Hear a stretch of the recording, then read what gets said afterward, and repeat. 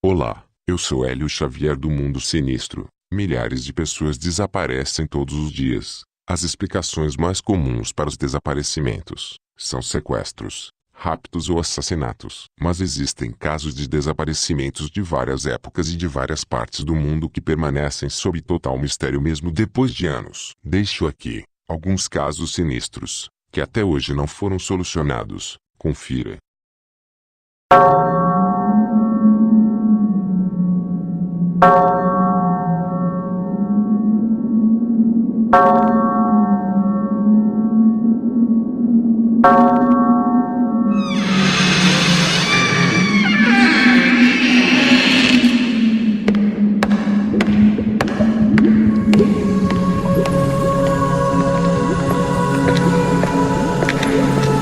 Essas pessoas desapareceram nas mais variadas circunstâncias, e você provavelmente já ouviu falar sobre alguns dos casos. Por mais que algumas histórias ofereçam pistas, elas não levam a nada que seja concreto para solucionar os casos. Na noite de 23 de novembro de 1953, o radar de terra do comando da base aérea americana de Truax detectou um sinal não identificado. Imediatamente foi acionado um alerta que colocaria toda a base preparada para possíveis manobras de defesa dos Estados Unidos. O alto comando das Forças Armadas norte-americanas foi imediatamente informado sobre a presença de um sinal intruso nas telas dos radares. Num primeiro momento, buscou-se identificar a nave desconhecida com o lançamento de um caça F-86. O caça era pilotado pelo primeiro-tenente Felix Moncla Jr. e pelo segundo-tenente Robert Wilson, que tinha o objetivo de realizar o reconhecimento visual do intruso, assim como a sua possível interceptação. O que se seguiu fez com que o pesadelo vivenciado alguns anos atrás, e que culminou com a morte do piloto e herói da Segunda Grande Guerra, Thomas Mantell, fosse relembrado por todo o contingente da Força Aérea Norte-Americana. Enquanto o avião de Moncla ia velozmente na direção do UFO, o radar de terra acompanhava atentamente a interceptação. Apesar da rápida aproximação na aeronave desconhecida pelo caça pilotado pelo tenente Felix Moncla, o copiloto tenente Wilson não conseguia detectar o objeto no radar de bordo, informando ao comando da base sobre a impossibilidade de determinar o intruso no radar do avião. O copiloto tenente Wilson pediu que a base informasse a localização precisa do UFO para auxiliá-los na operação de interceptação, o que foram prontamente atendidos e assim, continuaram obstinadamente a perseguição. O UFO estava completamente parado. No entanto, com a aproximação do caça, acelerou na direção dos lagos superiores. Moncla não hesitou e começou a persegui-lo atingindo uma velocidade superior a 500 mph. Por cerca de 9 minutos a perseguição continuou com o piloto-tenente Moncla se aproximando cada vez mais do UFO. Isso fez com que finalmente o copiloto Wilson conseguisse fixar o objeto no seu radar. E a caçada continuou até o jato ficar tão próximo do objeto que o tenente Moncla passou a desenvolver manobras de interceptação sobre o mesmo. Ninguém tem certeza do que aconteceu realmente depois. Os tenentes Wilson e Moncla, os dois blips nas telas dos radares pareciam ter se juntado, e a princípio, ninguém se alarmou. Eles não tinham um radar que medisse a altitude, e pensaram que o avião estivesse embaixo, ou acima do UFO. Porém, para desespero de todos envolvidos naquela operação em terra, os dois blips da tela do radar não se separaram com o passar do tempo. Eles ficaram juntos, por um momento. Depois um sinal se apagou nas telas. O único sinal que restou nos radares acelerou, e logo deixou de ser captado. Foram diversas tentativas desesperadas de contato com o avião de Moncla pelo rádio. No entanto, foi tudo em vão. Parecia que eles não tinham sobrevivido à colisão.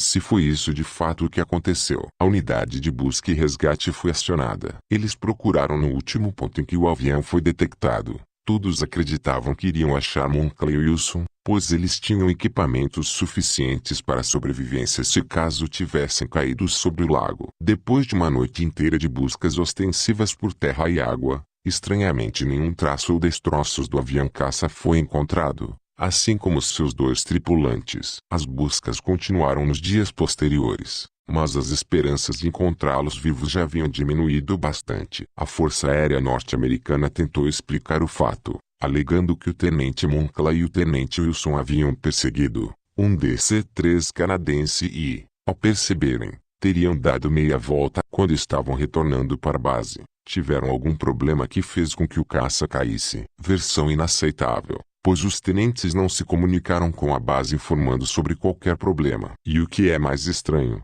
se o caça caiu, por que não foi encontrado qualquer vestígio? Para piorar a situação, o governo do Canadá negou com bastante veemência que tivesse qualquer avião naquela área justamente naquela data. O fato é que o avião de Félix Moncla havia desaparecido em pleno voo, e sem deixar vestígios. Numa nova tentativa de explicar o desaparecimento do caça e dos tenentes Moncla e Wilson, o porta-voz da Força Aérea Norte-Americana apresentou vários relatórios médicos que diziam que o primeiro-tenente Félix Moncla era suscetível a tonturas. Assim, Moncla deve ter se sentido mal durante o voo e acabou causando o acidente. Se o primeiro-tenente Félix Moncla tivesse passado mal, seguramente ele teria passado o controle do caça-jato para o segundo-tenente Robert Wilson. Ou seja, a segunda versão é tão inaceitável quanto a primeira. A Força Aérea Norte-Americana finalmente alegou que o avião pudesse ter explodido devido à altura em que se encontrava, ignorando o detalhe de que absolutamente nenhum vestígio da aeronave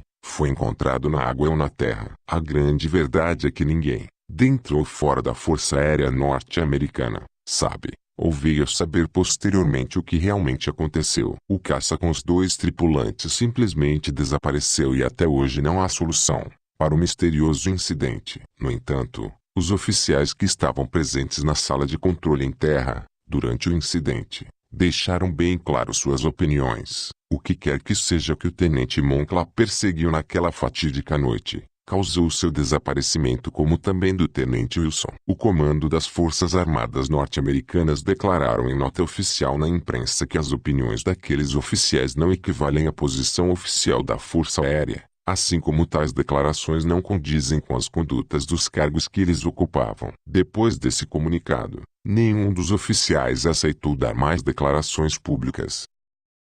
A tripulação fantasma do MV Jovita.